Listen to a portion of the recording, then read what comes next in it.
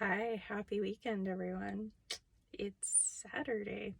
So, I just had something happen to me that I wanted to share that I talked about yesterday, leaning into old memories and pain. So, I walked into a convenience store in my hometown just now, and the song from my wedding was playing, and it used to pierce my heart. It used to make my stomach turn with sadness. It used to hurt so bad. And I know so many of you experience the same thing. So I wanted to share that. I wanted to share the fact that I'm smiling, the fact that it didn't hurt, the fact that I could listen to it and embrace it and think back at how amazing that day was. Uh, I loved that person. I was super excited and super happy on that day. And I know all of you can relate that have been through divorce and breakup and things like that. Uh, the moments that you shared, the moments that you spent with that human uh, that were so amazing and happy, treasure that. Treasure that moment. Treasure the moments of how you felt in that moment and in that time. I remember this song was our song, right? It was played at our wedding.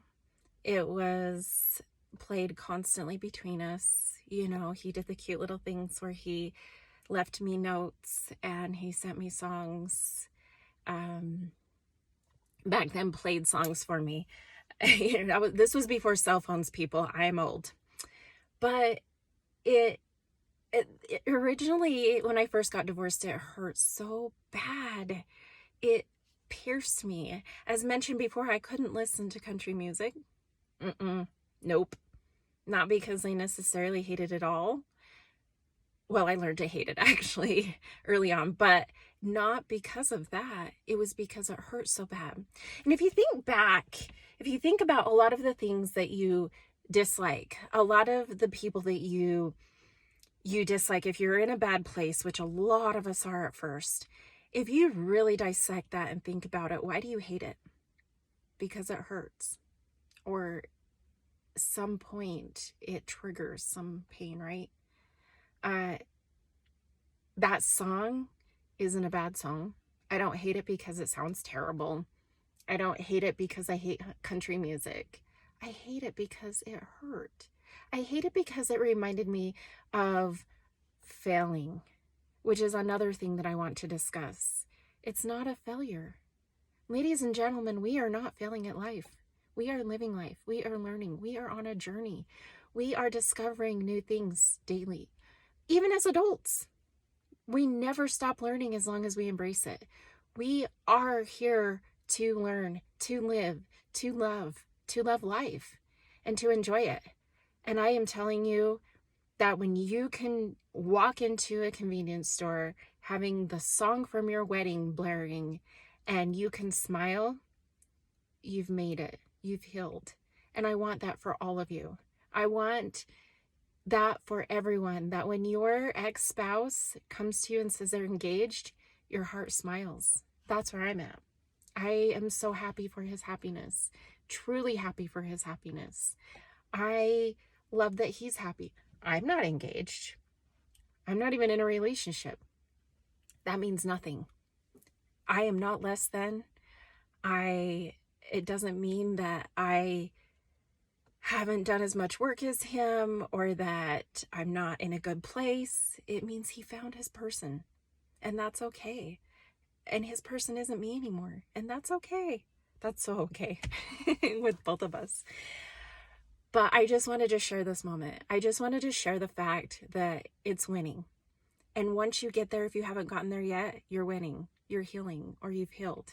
And it is amazing triumph.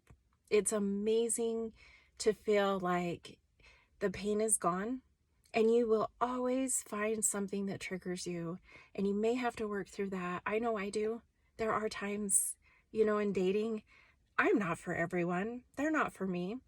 And there are certain things I struggle with that I would like to discuss later that trigger me. And I've had to work through that. I've had to face it. I've had to dissect it. I've had to come to a realization that, like, this is this girl, not the man or people who's triggering me. And that's important as well. Ladies and gentlemen, you're in charge of your feelings. You're in charge of your triggers. You are in charge of your happiness. No one else. It is not up to them to make you happy. It is not their fault that you get upset. I know people push our buttons, and I know sometimes it could be on purpose, right? But how we react and how we feel inside is up to us. No one else. He could care less how I feel about that song. He could care less and doesn't even know that I hear it or heard it or whatever, right? It is not his fault if I have a bad day and I'm feeling lonely and feel like, oh, I wish I had a date today. It's not his fault. It has nothing to do with him. But so many times we go back to the pain that that person caused us or the situation caused us, right? And we blame them and we're ignorant to them and we hate them, which hate is such a strong word that I hate, but it's true. So if you're feeling that pain, if something is triggering you, I challenge you to dissect it. I challenge you to sit with yourself and think, okay, there's a reason. There's a reason. I'll just say Keeper of the Stars. It's an old song, people, so if you're my age, you'll get it. There's a reason why that song used to hurt my heart. Why? Because my mind went back to when things were so amazing and I was so in love and everything was so great and we had this great future ahead of us, which was great for years. And it felt the void of that. My heart felt the void. My stomach felt the void. My ego felt the void. And it takes a while to get past that and to heal from that. But once you do, holy cow, it's amazing. Today's amazing. Life is amazing.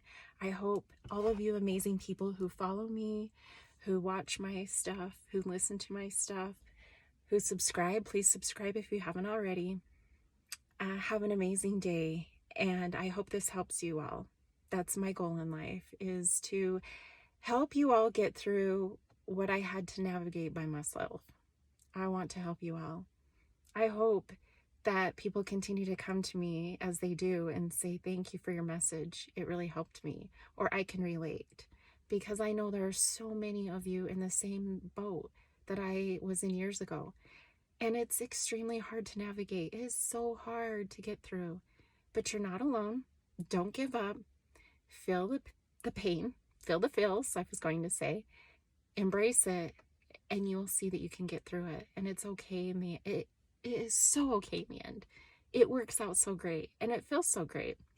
Again, it starts with loving yourself and being okay with where you're at, being more than okay with where you're at.